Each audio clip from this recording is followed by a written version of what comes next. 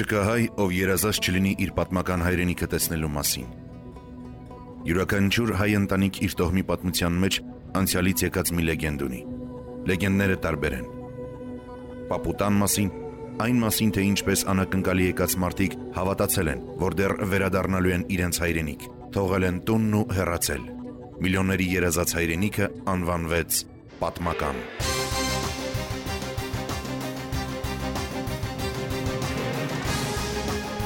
Վրաստան-Թուրքիա սահմանը հատելուց հետո առաջին մեծ քաղաքը, որ դիմավորում է ճանապարհորդին, Կարսն է։ Հենց սկզբից հասկանում ես, որ այստեղ միայն ավերակներ չեն, ինչպես կարծում են մեզնից շատերը։ Հարմարավետ փոքրիկ քաղաք իր ուրույն դիմագծով, նեղ ու երկար փողոցներով։ Հատկապես տպավորիչ է գիշերվա լույսերի ներքո մտնել Կարս։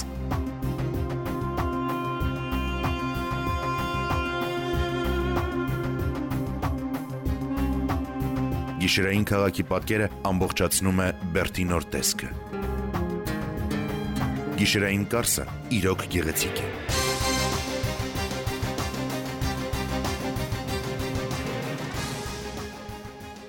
Բայց երբ բացվում է լույսը, միայն այդ ժամանակ սկսում ես հասկանալ, թե իրականում ինչպիսին է այն։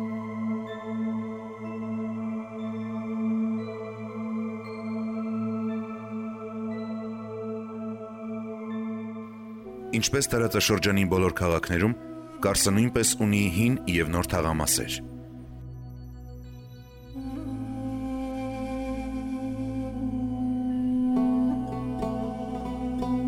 Հին քաղաքը տարածվում է Բերդի շուրջը։ Հին թաղամասի բնակիչները հայերն են եղել։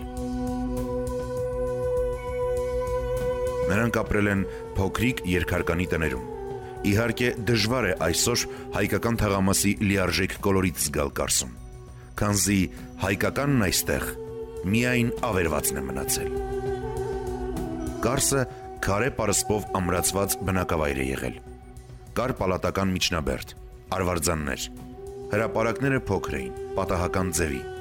կային իջևանատներ, բաղնիքներ, եկեղեցիներ։ Իսկ այսօր հայկական ինչ կա Կարսում։ Համընդհանուր մզկիթների շարքում փորձում ես գտնել հոգուտ հարազատ ինչ-որ բան։ Չէ՞ որ դու մի քաղաքում ես, որը դարեր շարունակ Հայաստան է եղել։ Միթե պատմությունն այդքան դաժան է եղել։ Միթե օտարը հաստատվելով այստեղ իսպառ ջնջել է քոնը։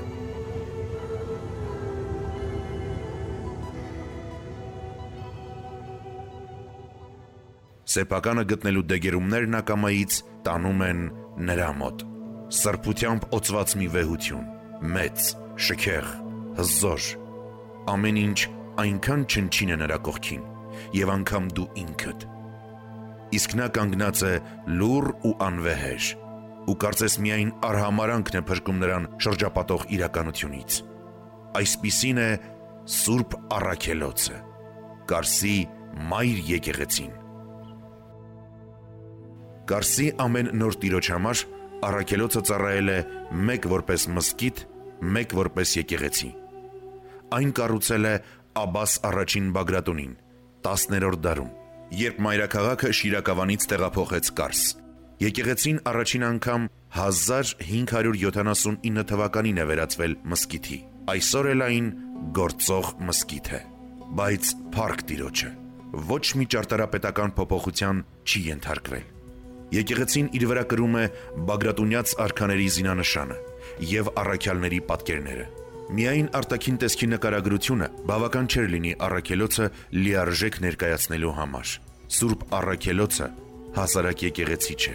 այլ հայկական ոգի, որն իր մեջ ամփոփում է մահմեդական իրականություն։ Ուստի կար խնդիր։ Մզկիթ դարձած եկեղեցին արգելվում էր նկարահանել ներսից։ Ներս մտնել անհրաժեշտ էր, քանի որ մենք ուզում ենք հասկանալ, ինչ է զգում առաքելոցը իր համար այդքան օտար աշխարհում։ Մեզ խնդրեցին հանել կոշիկները։ Առաջին պահին, երբ ոգևորությունն է տիրում հոգուտ, նման խնդրանքն անհասկանալի է։ Մի պահ անց գիտակցում ես, չէ՞ որ խաչաձև կենտրոնագմբեթ այդ կառույցը մզկիթ է, իսկ մզկիթ մտնում են ոտաբոբիկ։ Մենք հանեցինք կոշիկները, խաչակնկվեցինք և մտանք ներս։ Եկեղեցին ներսից նկարահանեցինք գաղտնի, որպես արդյունք դուք տեսնում եք բացառիկ կադրեր, որոնք կարող է երբևէ չարձանագրվեին։ Մոլլան պատմեց, որ եկեղեցին երկար ժամանակ լքված էր ու ծառայում էր որպես խոտի ամբար։ Իրենք որոշել են մաքրել տարածքը և մզկիթ դարձնել։ Նա այնպիսի ոգևորությամբ էր պատմում, ասես մեծ հերոսություն են արել։ Հետո էլ մեզ հարցրեց. ինչն ավելի լավ կլիներ, որ կառույցը մատնվեր ամայության, թե որ այսօր գործում է ու խնամվում։ Ինչ տարբերություն, մզկիթ է թե եկեղեցի։ Այս հարցով նա ապարդյուն ջանում էր մեր մեջ համախոհներ գտնել։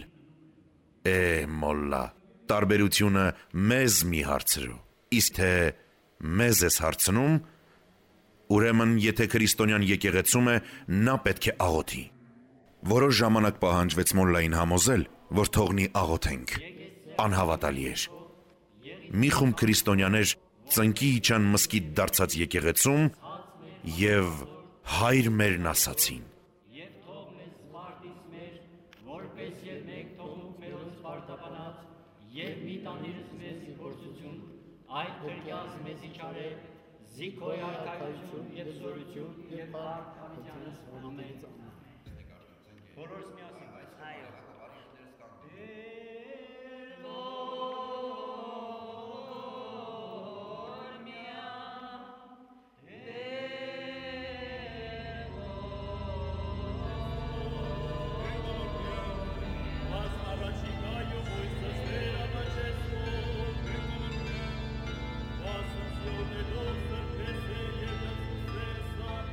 Պատմությունը պահել է մեր ազգի նվիրյալ զավակների ծննդավայրերի անունները։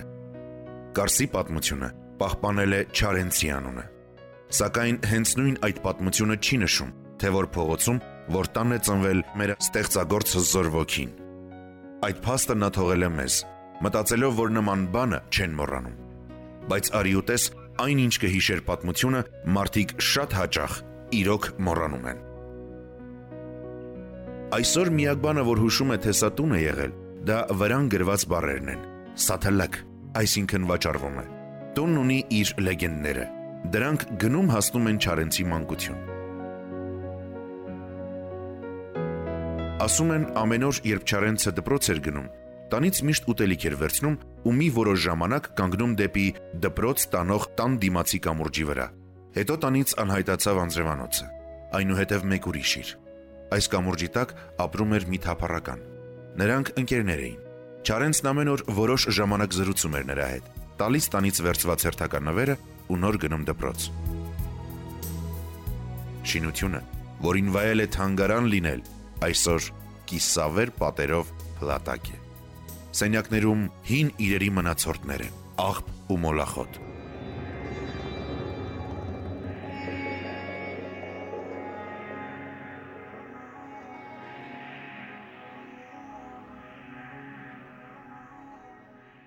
Հնում Կարսը մտնում էր Այրարատ աշխարհի Վանանդ գավառի մեջ։ Նրա առաջին տերերը Վանանդի նախարարներն էին։ Կարսը նրանց գլխավոր բերդն ու նստոցն էր։ 928 թվականին Կարսը դարձավ Հայաստանի մայրաքաղաք։ 961-ին մայրաքաղաքը տեղափոխվեց Անի, իսկ Կարսը մնաց Բագրատունիների կրտսեր ճյուղի Կարսի կամ Վանանդի ֆեոդալական թագավորության մայրաքաղաքը։ 9-րդ դարից մինչև 13-րդ դարի մոնղոլական արշավանքները Կարսը զգալիորեն առաջադիմեց։ Քաղաքի հարստության մասին լեգենդներ էին պտտում։ Հարստություն ամբարված ծովից ու ցամաքից։ Այդ ժամանակներում է կառուցվել հայտնի անառիկ բերդը։ Կարսը, ինչպես եւ Հայաստանի միջնադարյան շատ քաղաքներ, սկզբում բերդ է եղել, եւ հայ պատմիչներն այն հենց այդպես էլ ներկայացնում են։ Բերդ կառույց։ 9-ից 13-րդ դարերում բերդի շուրջը ծավալվել է քաղաքը, իսկ այն վերածվել է միջնաբերդի։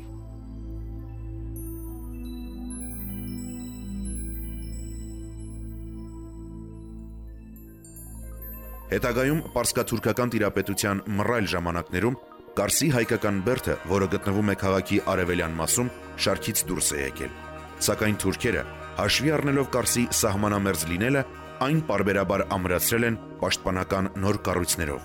Ամրակայվող աշխատանքները շարունակվել են այն աստիճանի, որ Կարսը, որպես ամրություն, 19-րդ դարի կեսերին համարվում էր աշխարհում հռչակ ունեցող բերդ։ Այսօր էլ բերդը կանգուն է եւ բաց այցելուների համար։ Այն իր վեհ տեսքով կարծես իշխում է քաղաքի տարածքին եւ հուշում իր բովանդակ անցյալի մասին։ Ներկայիս Կարսը գավառաքաղաք է։ Մեկը մյուսի ետևից շարված են փոքրիկ խանութներ ու թեյարաններ։ Միևնույն իրականության մեջ համադրվում են ժամանակակից կենցաղն ու միջնադարյան ոգին։ Քաղաքում զբոսնելիս կարող եք հասնել հին քաղաքապետարանի շենքին։ Մի պահ ձեզ կթվա, թե Գյումրիում եք։ Այս շենքը Գյումրվա շինությունների կատարյալ օրինակ է։ Միևնույն մոնումենտալությունը, արտաքին նուրբ եզրագծեր ու մի թեթև էլ մռայլություն։ Փողոցում միշտ կհանդիպեք կապույտ շորերով երեխաների։ Դա նրանց դպրոցական համազգեստն է։ Եթե գնաք այդ երեխաների ետևից, ապա նրանք ձեզ կհասցնեն մինչև Կարսի թանգարան։ Այն գտնվում է դպրոցի հարևանությամբ։ Թանգարանի ամենահետաքրքիր ցուցանմուշը անհայտ դուռն է։ Մինչև թանգարանում հայտնվելը դուռը զարդարող երկու փայտե խաչերը քերվել են դռան վրայից, բայց եւ այնպես։ Դա չէր կարող նվազեցնել այդ ստեղծագործության հանճարը, քանի որ այս դուռը փորագրման արվեստի կատարյալ նմուշ է։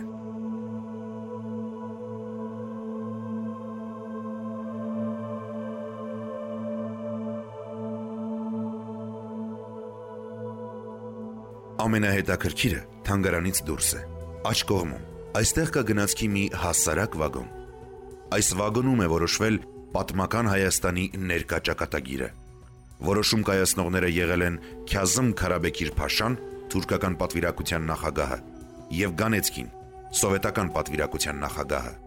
ովքեր 1921-ին հենց այստեղ, այս աթոռի վրա նստած, ստորագրեցին Կարսի չարաբաստիկ պայմանագիրը։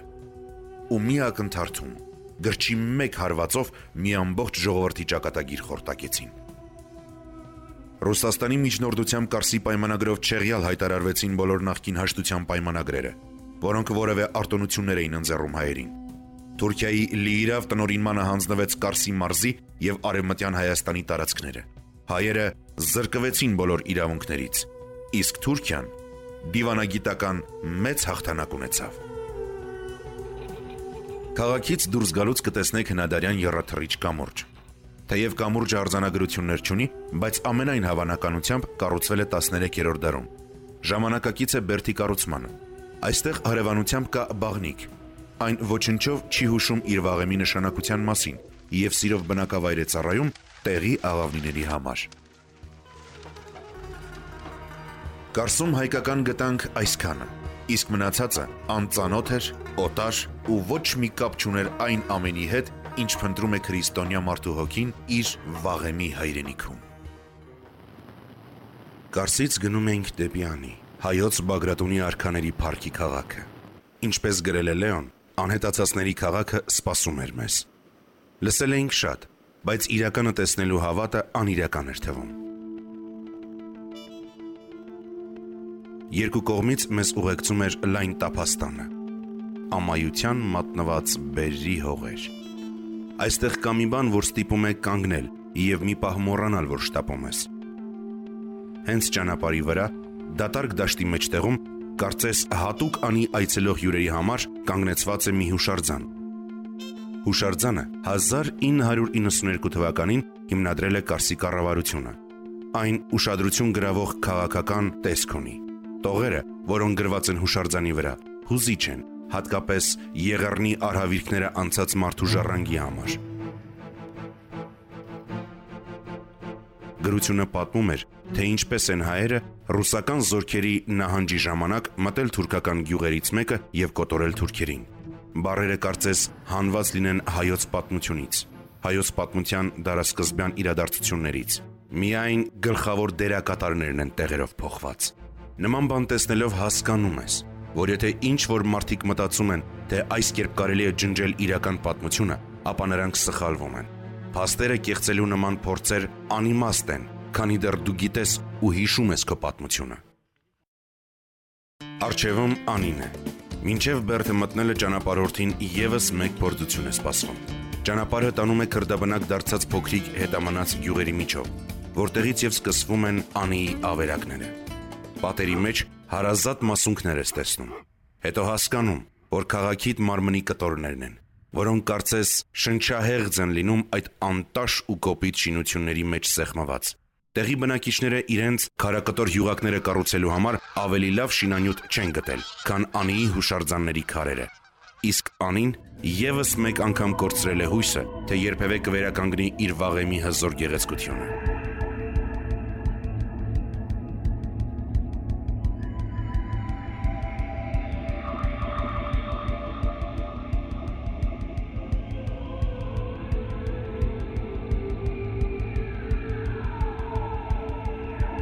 Հայկական Պոմպեան,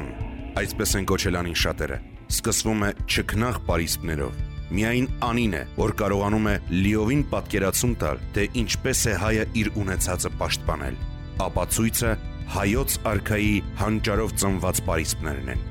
Պարիսպները խրոխտ տեսք ունեն, ճիշտ այնպես, ինչպես իրենց կառուցողներ՝ Սմբատ II տիեզերակալ Բագրատունին։ Նա 8 տարվա ընթացքում իր անվանը հարիր մի շինություն է կանգնեցրել, այնքան չքնաղ, որքան եւ ամուր, որը հենց իր անունով կոչվել է Սմբատաշեն։ Քաղաքի համար այս պարիսպը միայն պաշտպանություն չէր, այլև զարդարանք։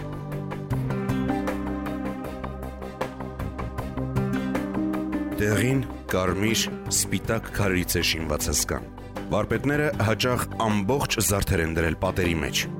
Պարիսպը սաստիկ վնասված է,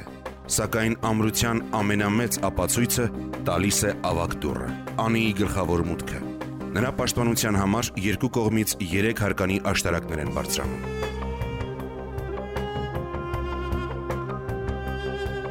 Երբ մտնում ես ներս, թվում է հիմա կտեսնես Սուրբ քաղաքը, սակայն սկզբից պետք է խոնարհվել Բագրատունիներին։ Պարիսպի երկրորդ շարքի վրա հենց մուտքի դիմաց Բագրատունյաց տոհմի զինանշանն է՝ վազող առյուծը։ Նա այստեղ է կանգնել, որպեսզի մտնողն իմանա, թե ում հետ գործ ունի։ Մի քանի քայլ արևմուտք գնալուց հետո ամբողջ Անին միանգամից քո առջև է։ Կամարակապ մուտքի տակից բացվող պատկերը գեղանկարի նման է։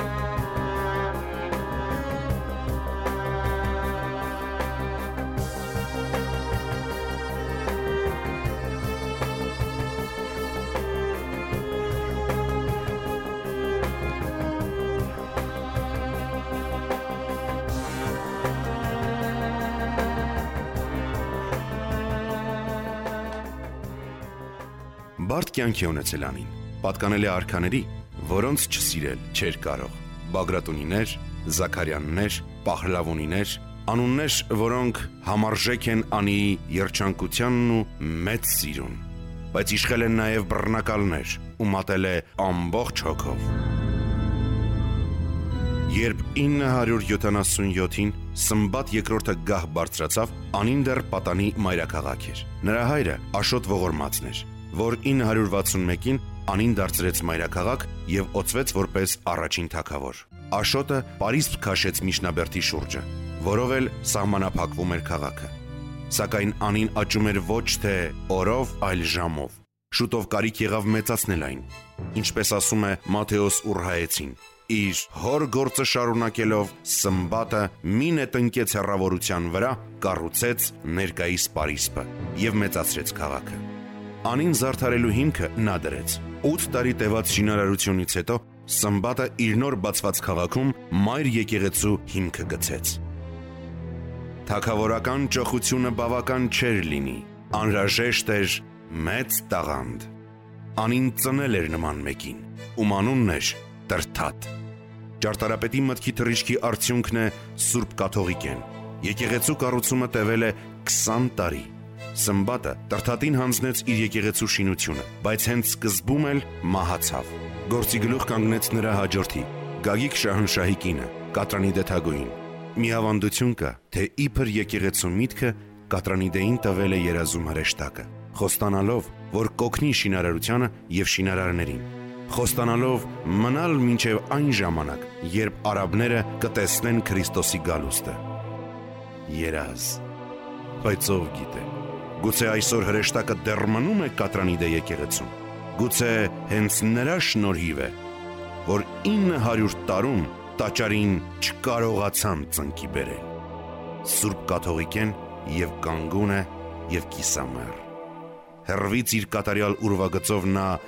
վեհ է ու հզոր։ Մոտիկից երևում են նրա վերքերը։ Ամենազարհուրելին արևմտյան կողմից բացված ճեղքն է։ Թվում է այդ վիրավոր անկյունը այլևս չի կարողանում կապ պահպանել երկու պատերի միջև։ Մի թեթև պատահականություն եւ աղետ կգա ավերակների թագուհու գլխին։ Երբ մտնում ես ներս, աչքերը լռեցնում են բոլոր ձայները։ Խոսքերն անկարող են որևէ բան ասել։ Ամենատաղանդավոր նկարիչն անգամ ի վիճակի չէ փոխանցել այդ կամարների թռիչքը, լույսի ու ստվերի խաղը։ Միայն աչքը դա պետք է տեսնի։ Տրթատն ամենուր է։ Նա զարդերի ճոխության մեջ չի ուզեցել արտահայտել իր գաղափարը։ Զարմանալի պարզություն է տիրում այս 4 պատերի մեջ։ Վեհությունը հենց այդ պարզության մեջ է։ Այն իր ոգեղենությամբ հափշտակում է մտնողին։ 4 սյուները եւ դրանք միացնող կամարները օդային կերտվածքի տպավորություն են հաղորդում։ Աչքը գերողը զարդերը չեն, այլ գծերը, պատերի ու կամարների ներդաշնակությունը։ Անկասկած տպավորությունն էլ ավելի վեհաշուք էր, երբ պատերի վրա բարձրանում էր գմբեթը։ Այժմ նրանից հետք չի մնացել։ Միայն բացված անցքի չափսերը հուշում են, որ այն մեծ էր ու շքեղ։ Իսկ ժամերգությունը քահանան չի կատարում, այլ անցքի վրա շարված անեցի թռչունները։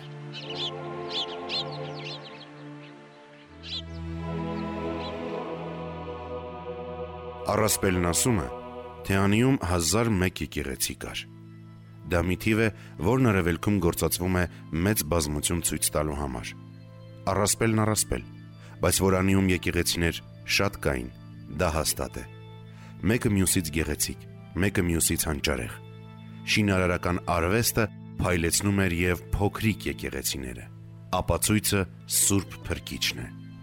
Ավելի ճիշտ այն, ինչ նրանից մնացել է։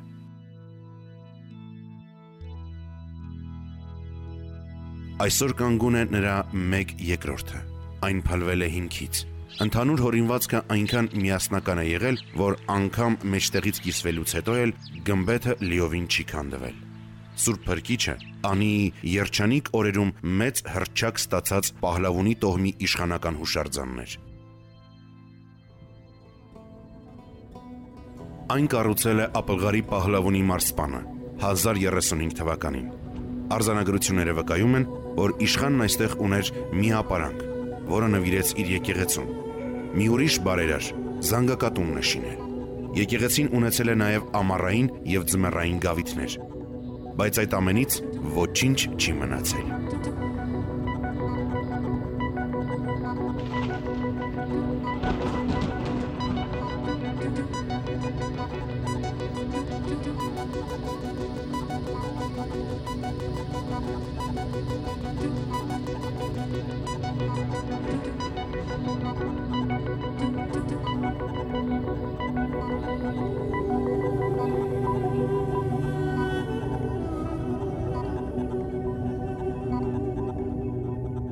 Եկեղեցու ներս այնքան էլ հեշտ չէ մտնել։ Ավերված մասի քարերը թափվել են ներս։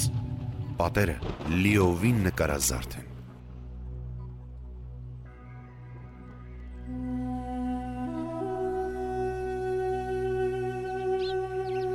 Երբ հայացքդ բարձրացնում ես վեր, կապույտի մեջ արված սրբապատկերները մերվում են ամպերի հետ ու թվում է աստվածաշնչյան կերպարները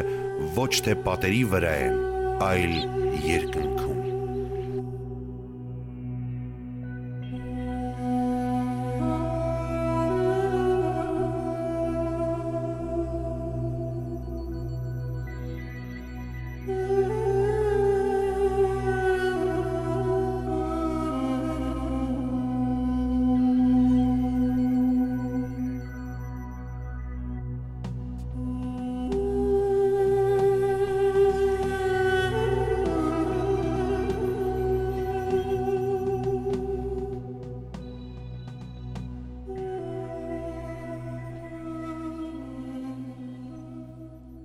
Սուրբ Փրկչից թեքվենք հարավ,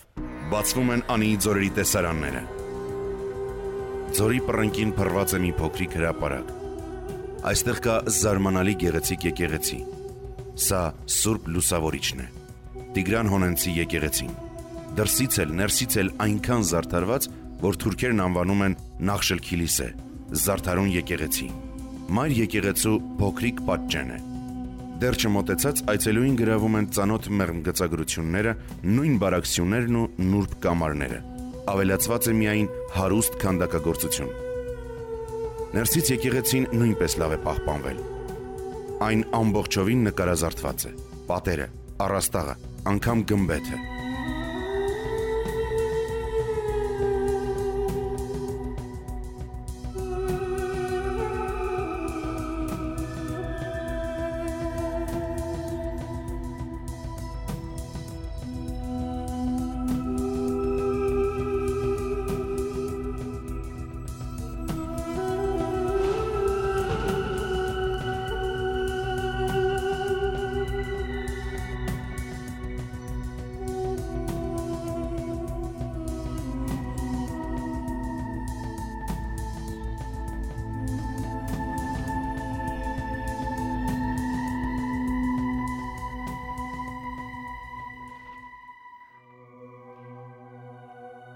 Պատկերված են քրիստոնեական տեսարաններ։ Պատկերների դեմքերը տեղ-տեղ քերված են։ Միտեղ Քրիստոսի աչքերը փորված են։ Սա կրոնական ատելության դրսևորում է։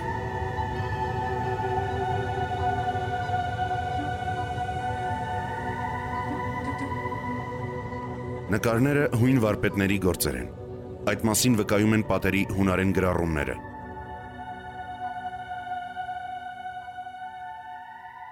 Կան նաև այլ արձանագրություններ, որոնք առիթ են տվել կարծելու, թե Հոնենցի եկեղեցին բյուզանդացես կառույց է։ Բայց չիմացությունից առաջացած այդ կարծիքը հոդս է ցնդում հայերեն արձանագրությունների շնորհիվ,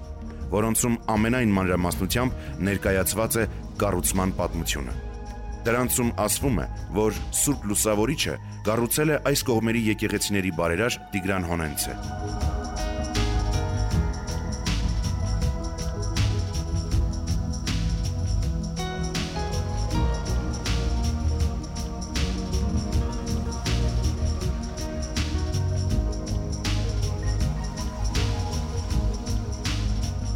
Հոնենցի եկեղեցին միայն մարդը չի զարդարել։ Դուրս գալով նրա հարկի տակից հայացքդ ծառում է անծայրածիր բնության տեսարանից։